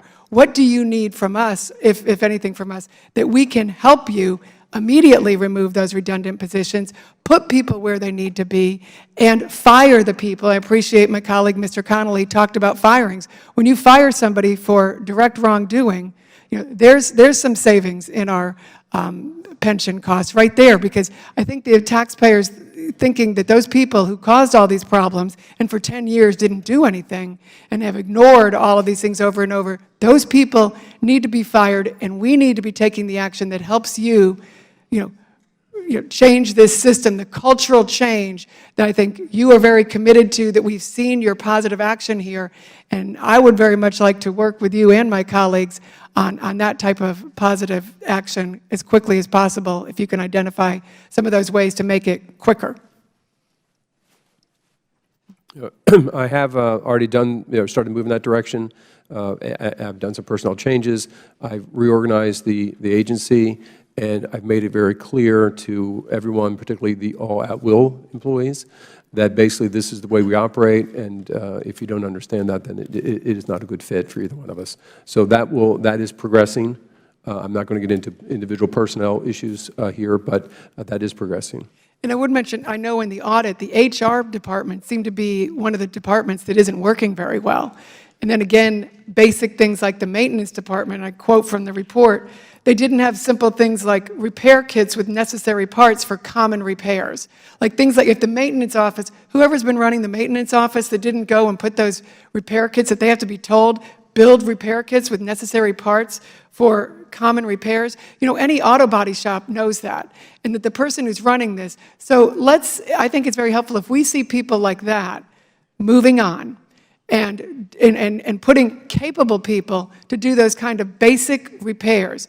HR people who understand how to move these people along and get them, because the audit really shows the problem is execution. We all have identified the problems, and now you've been brought in to execute, and you set out some really good ideas on executing. But if you're not able to move the deadwood out, then that execution is going to be a real problem. So let us help you move that deadwood along. I think you've seen today bipartisan agreement on the faster you can get that deadwood out, we're going to be able to help you a lot more. But if you have a little anything more. No, I totally agree, and what I'm telling you is I'm moving on in that same direction right now. Thank you. And since I have a little bit of time left, then on the HR front, have there been any changes at this time in the Human Resources Department? Actually, yes, in terms of one of the issues that I had is a lot of these different parts of the agency were buried under operations, for instance. So I've pulled that all apart, and I have created basically an internal support group that has auditing, procurement, which is the other issue tied to the maintenance issue, HR, and labor, and have that under a separate group that basically is under a new leadership right now. And they're digging into all those issues, both on what we could learn from the consultant and what we bring to the table. Because I know we had asked some questions, and I don't want to, I appreciate some of the people who we've been waiting to get responses from, I think, are in the HR area. We've been asked, basic information like absentee reports, because some of the concern that we heard were a lot of absentee, and as a result, then people get a lot of overtime. That overtime is added to their pension. So if you have this whole little system that can all work, hey, I'll take off today, you can take off next week, we both get overtime, and we both get a bigger pension and get to retire earlier, that's not a good game that we need to be playing. And I think a lot of those problems can be worked out there if we have a really good HR department. And since I haven't gotten the answers on that, I'm assuming that's continues to be a problem. So thank you for addressing that. I thank the gentlewoman for her insightful questions and certainly for the answers. The chair recognizes the gentleman from Virginia, the ranking member of the Subcommittee on Government Operations, Mr. Connolly. I thank the Chair. Mr. Evans, Chairman Mica talked about $783 million as if you've just, you're sitting around watching soap operas and eating bonbon and allowing $783 million to just accumulate, and you got plenty of money. Isn't there a difference between, say, obligated funds and expended funds? Yes, there is, Congressman, and what the chairman was referring to, I don't know if he knew that, was obligated funds. They are already obligated. They're not anything new that we can use for other things. How much of the 783, either you or Mr. Wiedefeld, is, for example, for the purchase and delivery and ultimate expenditure for new 7000 series cars from Kawasaki? I don't have those dollar figures off the top of my head, but the point that you're making is a lot of those are tied to very big purchases, whether it's bus 7000 series, and some of the issues that we've had with the cash flow of that is when the tsunami hit Japan, that impacted Kawasaki, who's the provider of that, and that slowed that up.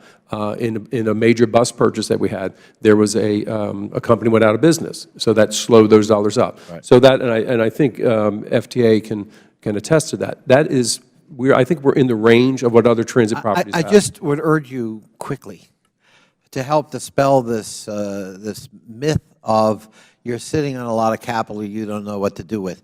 It is actually good and prudent management not to pay your bills until the product or service has been delivered and has met your specifications with respect to quality, especially given the fact that the reason we're purchasing new rail cars is, among other reasons, safety. The new cars aren't going to pancake like the Series 1000 cars, which affected lives in the first fatal accident. And so I think we have to really get the data out there, you know, so that we dispel this myth that you're sitting on a mountain of capital. Why should we give you more? Mr. Connolly, that's so important, too, because this is obligated money. We need new capital money. I mentioned the Roslyn bottleneck. Right now, we can run 20 trains in an hour through the Roslyn bottleneck. The capacity is going to have to be 40 trains an hour if we're going to make this a reliable system. We are going to have to build a new tunnel, and it's going to cost billions of dollars to do it. Otherwise, we're going to have a system that is not reliable, and it's going to take forever to get anywhere. Absolutely. These are just one example of many that we need this capital dollars for. Okay. And by the way, another thing, Mr. Wiedefeld, when you're getting back to us on explaining the 783, it would also be useful to know how we compare to other transit systems that receive federal grants in terms of the spend-down rate. Because I think we're in the same ballpark. I don't think we're particularly different. And that might come as news, obviously, to some of my colleagues. At this point, I'm going to yield to my friend, Mr. Delaney from Maryland, the balance of my time. Thank you. So the scale of this failure at Metro is almost unimaginable. And it's become a national embarrassment. And I agree with my colleagues that it's a management problem, and I agree with Mr. Evans that the system's been underinvested in and it continues to be underinvested in. But what we haven't talked at all about is the board and the governance system. Because you can only blame management for so long. Ultimately, a board, a fiduciary board, is responsible. And this enterprise has had a fiduciary board for a long time. If this was any other enterprise other than Metro, the board would have been dismissed, discharged completely, and new boards would have been appointed. Mr. Evans, do you believe that the board of Metro, if you had to certify, like public companies have to do with, for example, their audit committee chair, that the board members have deep experience in operations and financial management of sophisticated transit systems, or have tremendous experience in creating systems of accountability and metrics for their management teams?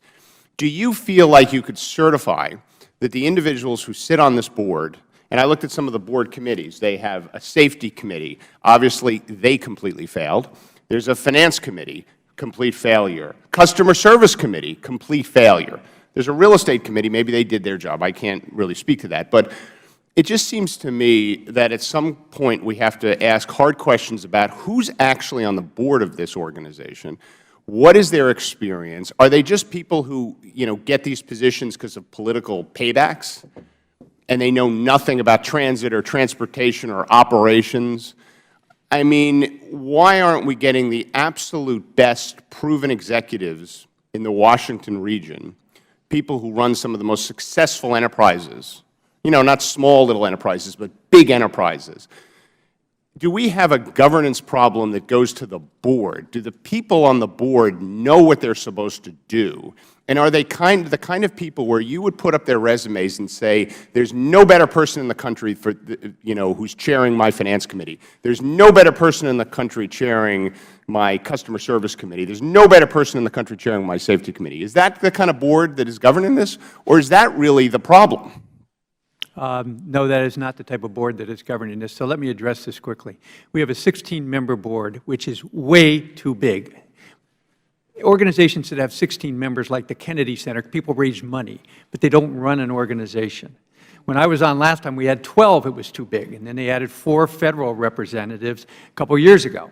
It is unwieldy, to say the least. But your average corporate board is probably a dozen board members. It's just too many. And secondly, Congressman, your point is well taken. No, people don't come there with enormous experience. Some do. We have 1 or 2 people who have worked in the transit industry for a while. But most people don't. And they're there for a whole variety of reasons. Sometimes they're there because nobody else would come, believe it or not. And so that's what you have as a board. Secondly, it's never been clear what the board does. In the past, this committee has criticized the board for being too involved in the general manager's business. Then there was an opportunity, the board was not at all involved in the general manager's business. Sorry to interrupt, but that's why you need a good board. Correct. Right? Because a good board knows what their job is, right? They look at the CEO, or the manager of the enterprise, and they say, these are your goals. If you don't reach them, we're going to make a change, right? And they have committees that ask the right questions and make sure things are happening. I mean, it seems to me as part of whatever it has to be done to fix this system, which will involve more capital, there has to be a serious conversation about completely reconstituting this board and making sure these are not just political appointees who may have very good community relations, and I'm not trying to underestimate that, but actually getting some people sitting around the table who know what they're doing. Right? Because we can't be sitting here looking at pictures of jumper cables, right, and oversight. I mean, there has to be a management structure and a governance structure that works. And this is, you know, we talk about management, we talk about underinvestment, but, I mean, one of the biggest embarrassments, in my opinion, you could have in this town is to have been on this board of this thing for the last 10 years because you've utterly failed. And let me just point out to you, I have with me one of my many reports, January 7th, 2011, Transforming Governance of the Washington Metropolitan Area Transit Authority. This is a report on how we should completely redo the board, 2011, 5 years ago, and nothing happened. And so your point is absolutely well taken, but the problem is you have 4 jurisdictions, nobody's willing to give up anything, and so anytime we bring up this idea of changing the board, everybody backs away from it. So you're right. We need to do something here because this is not whatever this working. Congress does to address some of these problems, I think we should be putting on the table ensuring that real board members who, again, under Sarbanes-Oxley, if you run a public company and you're the chair of the audit committee, the board has to certify that the person is an expert at audit committee-related matters for whatever that company does. And we need that kind of certification for these board members so we get real governance of this organization. Mr. Congressman, I'll say this. Can anybody up here name the 4 Federal board members?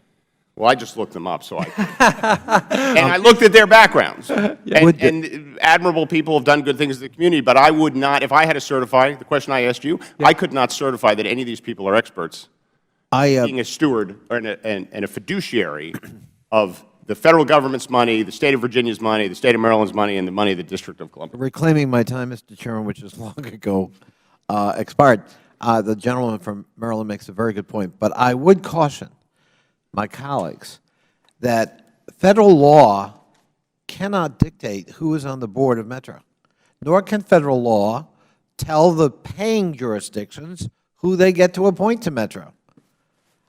If Federal law wants to do that, Federal law has to pay the bills.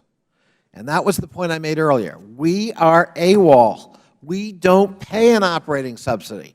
And therefore, we must tread lightly in telling Virginia, Maryland, and D.C. who and what will serve on the board. And that is something we're going to have to grapple with because this is not a Federal entity. Thank you, Mr. Chairman. I thank the gentleman, and the chair now recognizes the gentleman from Virginia, Mr. Byers, for 5 minutes. Thank you, Mr. Chairman. Mr. Wiedenfeld, there's a recent story in the Post summarizing how the Blue Line riders have felt for years about the way they've been treated compared to riders in the rest of the system. And obviously, my friend Chairman Evans' comments about closing the Blue Line for 6 months perhaps got even people more excited and upset. But they do have legitimate complaints, and a lot of it has to do with the capacity of the Roslyn Tunnel, a major choke point. But what can we do now before we get all this additional infrastructure money to help those Blue Line riders? I am taking a look at that to see if there's other ways we could provide that service, you know, and how we're managing the 3 lines there. So it's a technical exercise because anytime you do that. So I will be coming out in the near future with that. All right, thank you. Chairman Evans, you made a very strong case for a Federal operating subsidy, the $300 million, to match what Maryland, D.C., Virginia put in right now. But you also mentioned the search for a regional funding source, $1 billion a year. What did you have in mind, or do you have any models out there? Yes. What we need to do in the region, and other states have dedicated funding sources for their transportation systems. They use a sales tax, some use a gas tax, a combination of the two, a property tax. But no other transit system is operating in a multi-jurisdictional area. That therein is the problem. So Virginia, Maryland, and D.C. have to agree on what kind of a funding source, tax, fee, whatever you want to call it. And is it gas? Is it sales? Is it income? Is it property? Or a combination of those? And we have just not been able to do it, which is why I suggested, I was just reading history, the Tennessee Valley Authority, where in the Roosevelt era, the federal government superimposed on Tennessee, Arkansas, and everybody this taxing district used to build the dams for the Tennessee River. I haven't done anything beyond that, but I'm frustrated with the local jurisdictions' inability to deal with this, and so I go back to the federal government. Maybe they can help us out. My whole point is this: we need help at Metro, and if we don't get it, we are going to be in serious trouble beyond where we are now. Great, thanks. But General Manager Wiedenfeld, Washingtonian ran this amazing story back in December about, quote, the infuriating history of how Metro got so bad. And a lot of the story focused on WMATA's Rail Operations Control Center, and basically air traffic control system for the whole system. And they talked about an environment where training materials were out of date, factually incorrect, place that was hostile to new hires, place where control center workers routinely worked 12-hour days in order to get the overtime. And the NTSB preliminary report was very critical of the way that control center responded at that smoke incident back in January of 15. So all these things wrap around culture. What can you tell us to give us some hope that you're making changes within the control center and change a culture that's responsive and performs well, executes well? Right. There's two aspects to it. One is I mentioned I did a reorganization, so I changed how that reporting relationship goes so that I get more focus on that part of the operation. As Ms. Flowers mentions, the FTA is there on a regular basis, making sure that they're playing by all the rules and following all the procedures they're supposed to do. The larger issue that you talk about, it's not confined just to the Rail Operations Center, which is this cultural issue that was brought up in the Washingtonian magazine. What I have found is a strong disconnect between management and the frontline employees that has evolved over years, where people feel in effect disenfranchised. They don't feel they're part of the business. They don't feel the pride in the business. They don't feel the commitment in it. And so that's what I am focusing on, to get the frontline people and the managers to understand that if they do not tap into that resource, their job is to bring that resource up, not push it down. And if they can't do that, then it gets back to Congressman Comstock's issue. If they cannot do that, then they cannot work here, because that is what we need to get this organization in the direction we need to get it in. Great. Thank you. Thank you, and good luck. Ms. Flowers, in Mr. Hart's NTSB report, we obviously NTSB had recommended that railways take over the safety aspect. Secretary Fox gave it back to FDA.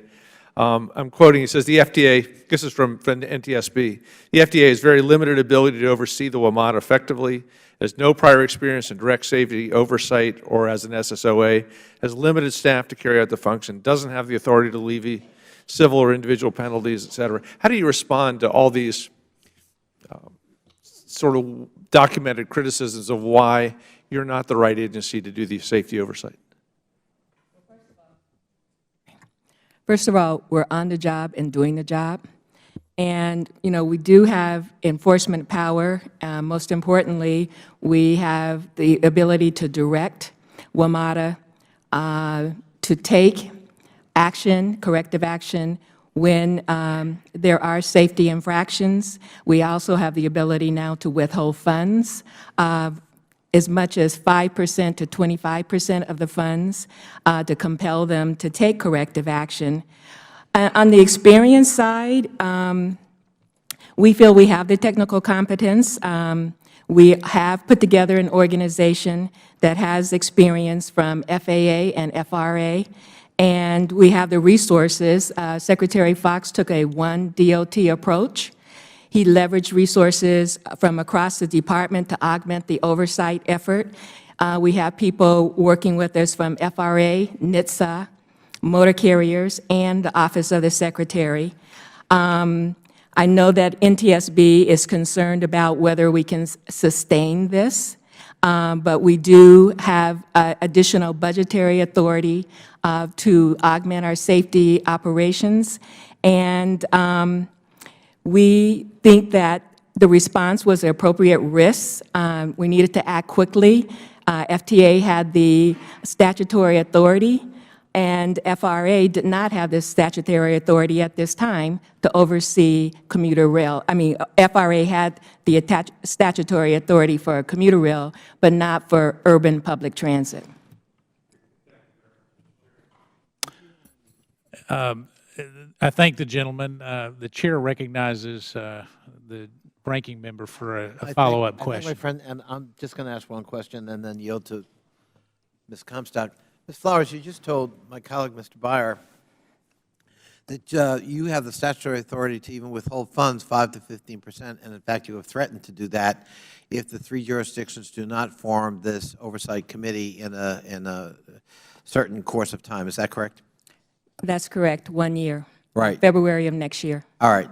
Have you taken cognizance of the legislative schedules of the 2 respective states, Maryland and Virginia? Yes, we have. And what we would like to see is, and we're continuing to provide technical assistance and work with the 3 jurisdictions, what we'd like to see is this move forward rather than actually take action to withhold funds. Okay. I support what you're trying to do, and I support the pressure you're putting on them, but one little word of caution: be aware of the difference in the legislative schedule so that we're not asking them to do something they can't possibly do within their legislative calendar. And I just want to say we could rather than would. Okay. Thank you very much, and thank you for yielding. The chair recognizes the gentlewoman from Virginia, Ms. Comstock, for 5 minutes.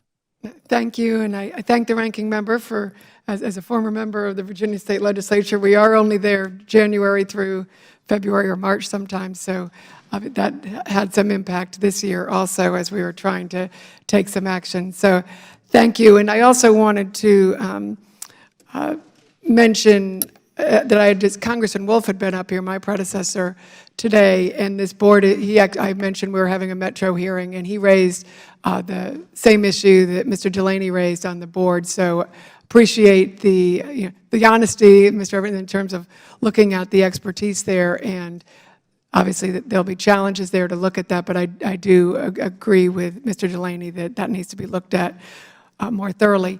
I wanted to again return to some of the good management ideas I think our new general manager is focused on, just to get them on the record here, because yesterday you had talked about things like looking at paratransit and how we can save money there. And I don't know if maintenance might be an area too that can be outsourced, but could you maybe detail for the record so we have some of these, I think, good positive ideas that, again, things that we'll probably all share and have in common and can improve? Apologies. Yes, there are a number of things that I think that we could do more efficiently by getting out of them to some degree, because it's not core to our mission. So, for instance, parking, obviously, it does feed our system. We have 60,000 parking spaces, but, that's not the core thing that we wake up every morning worried about, and I think that's an opportunity for private sector to do that, for instance.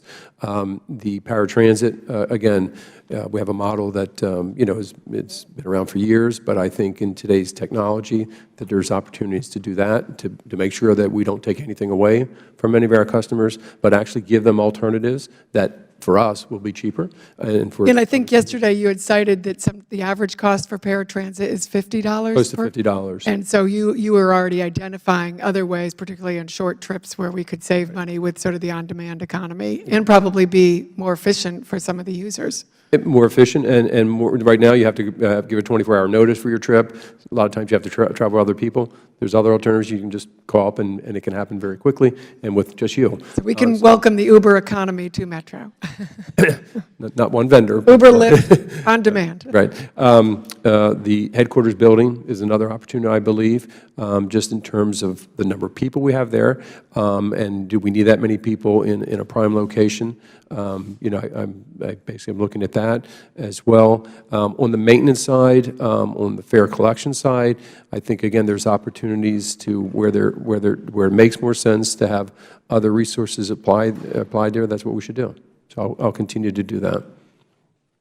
Thank you, and I really appreciate it, and just wanted to highlight some of those things, because I think there's been some really good thought that the general manager has already put into this, where I think we will find a lot of common ground, and maybe we can focus on those things first, bring the costs down, and minimize some of the other problems and costs that we're dealing with, so we can have a more civil discussion on that when we have actually solved a lot of these problems, have a very functioning system, and I appreciate your taking that approach as you proceed through, so thank you. I thank the gentlewoman. Let me follow up a little bit on what my good friend Mr. Conley was saying with regards to jurisdiction. Ms. Flowers, I don't know that you were necessarily the best group, and I really care a lot about Secretary Fox. In fact, I consider him a personal friend. I don't know that it was necessarily the right decision. But here is my whole point on this. Mr. Hart and Ms. Flowers, we've got to get this system in a place where you're not at a hearing talking about the safety of this system. You know, so while it may be germane today, I'm hopeful that in the very near future it will not be a discussion that even comes up. You know, we talk about Uber a little bit. You know, I've got staff members now taking Uber and other forms of transportation to get to work who used to take the Metro just because they can't count on it anymore. We've got to stop that. I mean, just pure and simple, we have to stop that. Mr. Evans, you started out your testimony by acknowledging the service that many of us have provided, whether it's attending the State of the District meeting, as you mentioned with me. I want to acknowledge your service. I guess it's to Ward 2 and your service there, and certainly say thank you. There's no tougher job than local politics. And so I want to acknowledge that. I guess the fundamental question is, how many more hearings are we going to have before we fix the problem? This now makes my fourth either hearing or roundtable or meeting that we've had on a mass transit system that I don't ride. You know, that the vast majority of people use here in the federal government, and whether it's 50% or 60%, you know, even if it's higher than that, we've got to get it right. And by getting it right, I need to figure out who's in charge. Because is it a 16 or 14 member board? You know, is it the new general manager? Is it the coalition of people that put forth the people who actually sit on the board? Who's in charge? Who owns it? You know, Mr. Evans, I think in your written testimony it says that you want to make it clear that you don't own the Metro and that Paul doesn't own the Metro. But somebody has to own the responsibility, and I guess that's what I'm getting to. Who is that? Who do we hold accountable for a system that has deferred maintenance and is not safe? Who is that? It's myself and Paul. We are the two people who are in charge of Metro today. You can't have two leaders, so ultimately, where does the buck stop? Paul is in charge. Okay, so if Paul makes a decision that the board doesn't agree with, what happens to Paul? We haven't faced that yet. But you will. I mean, listen, this is a big problem that's taken 40 years to get here, deferred maintenance. You've been on the board 3 times. Is this your third tour of duty? Twice. All right, Second twice. tour of duty, yeah. So as we look at this, it's going to happen where the board thinks one thing and Paul, as the expert, thinks something else. So if Paul does that, does he get fired? No. That would be my position as chairman of the board, but I am only one board member. But in that situation, I would defer to the general manager, who I believe has the expertise that the rest of us on the board do not have. And so the close down is a good example. We discussed it, and then I turned to Paul and said, what do you want to do? And he said, close it down. And everybody got on board. And I believe that that's how this will operate. Keep in mind, we have 9 out of 16 new board members. This isn't the board of a year ago. And I believe it's a better board than we've had in a long time. And we support the general manager in what he's doing. He's assessing the system. Just to answer your longer question, he's going to come back in 6 weeks with a plan to fix this. And then we as a region are going to have to decide how to implement the plan. The question you haven't asked me today is about the 6 months in Blue Line. And so I'll address that. What we have to do is come up with a plan to fix this. It's like a bridge going into Georgetown that I have to fix. All right, it's about to fall down. If we close it entirely, I can do it in 6 months for $5 million. If we do half, it's going to take me 18 months and $12 million. If I do it a lane at a time, it's even worse. It's convenience versus safety versus time versus money. And we as a region have to decide that. Closing something for 6 months is a bad idea. Yeah, let me just jump in. Bad idea. And so if I haven't been clear before, Yeah. let me be clear. Closing the blue line for 6 months is not an option. Not an option. Do you understand that? No, I understand. And you'll take that to the board, that it's not an option. Absolutely. But Okay. what we're doing now is also not working, which is the other extreme. 3 hours at night and on the weekend, single tracking. So somewhere between those two extremes, we have to come up. You know, I'm a numbers guy, and I agree with you, because I went through and looked at the traffic and how people, and actually had the staff, and they looked at all those numbers, and actually we could close down the Metro on the blue line maybe at 10 o'clock at night, work all through the night, and have it back up by 5 a.m. the next morning, have a normal work period, do more work on Saturdays and Sundays. I mean, I've looked at it, and the number of people that you affect is infinitesimal compared to the 200 million that we travel. So when we make those kind of statements, I can tell you that Jerry and I, and it really affects him, because I can tell you, I'm not going to be getting calls in North Carolina about the Metro and D.C. being down. Jerry will. Barbara will. And so when that happens is, you got to understand that, what we endured for 26 hours will be multiplied times 6 months. It's just not an option. And so, but you made a statement, Jack, that you said we, all right? So is it him or is it we? Who's in charge? Because ultimately what I've got to get to is I want the next person that's sitting here to be able not only to certify that it's safe, but they made all the instructions, and if they're asking for money, that we have given them the additional resources that they need to do that. And so you're saying that he can make the tough decisions, and if he does, the board's not going to fire him, or at least you as the chairman are not going to recommend that. That's correct. All right, thank you. All right, so let me go to you, Mr. General Manager. As you've looked at this system, how much deferred maintenance should have been done that wasn't done? I don't have a numeric, but I think, again, I think the approach is part of the issue, the way we've been trying to do it, what you just talked about. I just ran the numbers.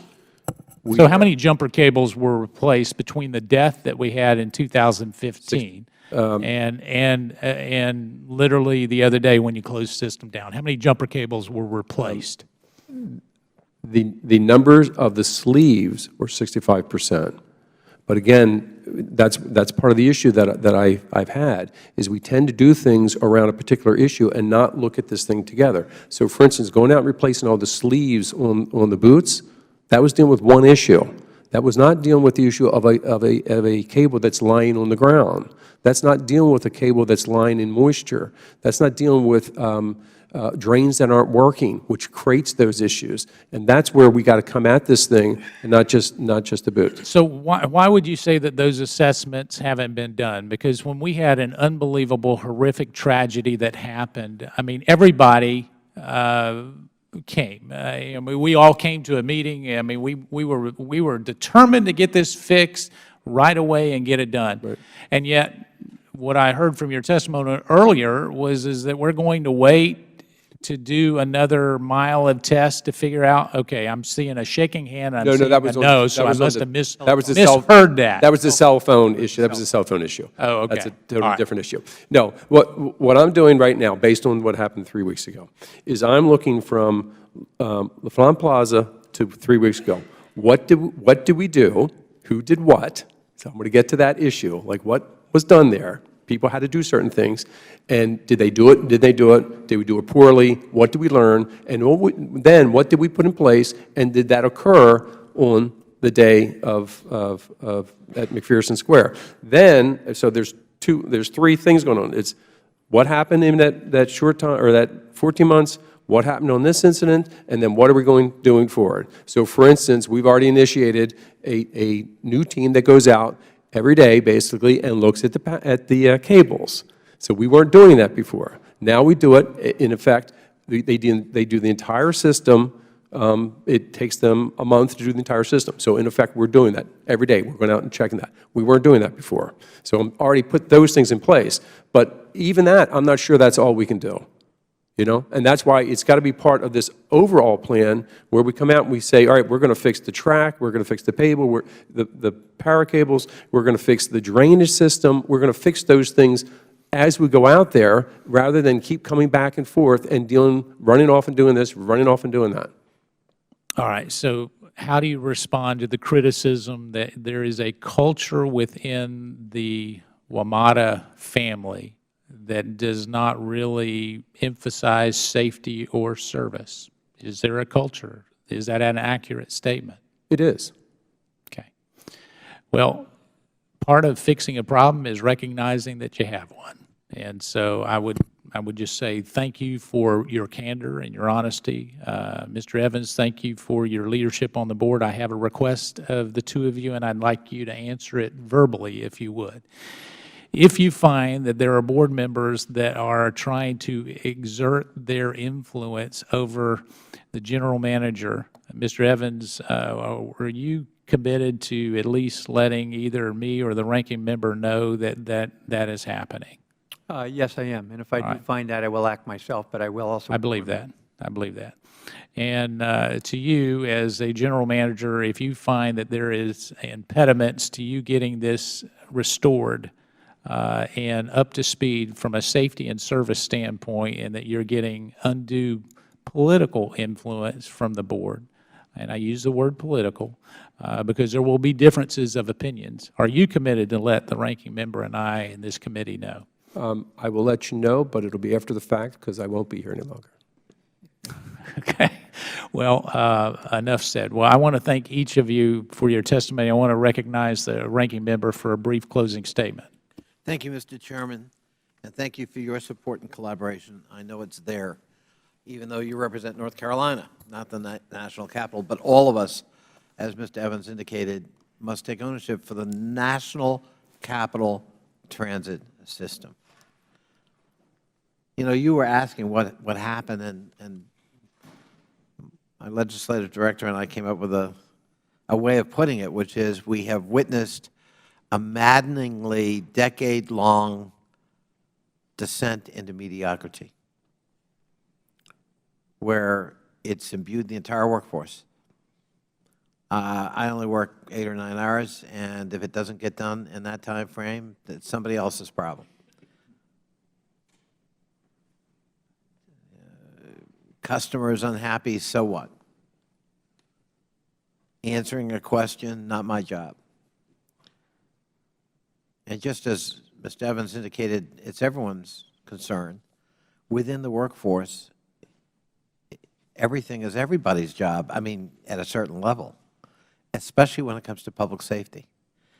And what worries me about this deterioration are the implications of it.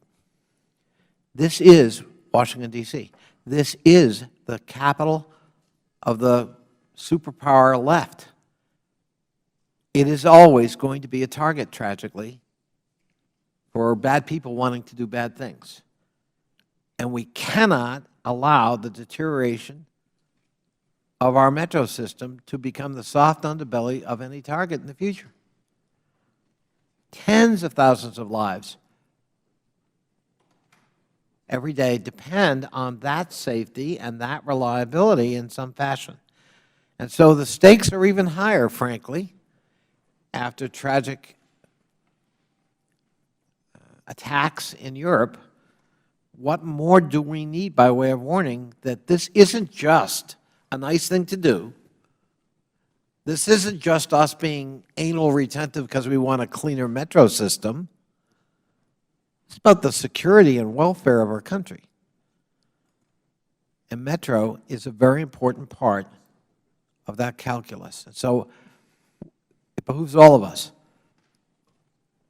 to find swift and efficacious solutions to the problems we've identified today. And again, I thank my good friend from North Carolina for his indulgence and for his support.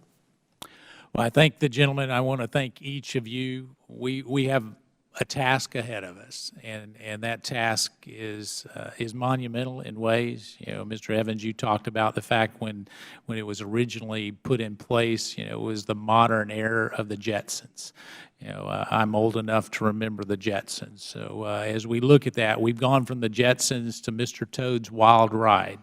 It's time to bring it back to a point of honor and a standard of which not only your constituents, but Ms. Comstock's constituents, Mr. Connolly's, and all of those that are around can be proud of it. I'm committed to work in a bipartisan manner to do that. I'm afraid the general manager, it's going to end in your portfolio to fix. And so what I would like is within the next 90 days is an update on what has been done, what is going to happen in the next 90 days. And if you will, I think it would be prudent if we have a 90-day update as we look at this. And before we make any long-term decisions on what is closed or not closed, I'd ask that we really get some input from those who benefit from this system each and every day. Thank each of you. If there's no further business before the committee stands adjourned.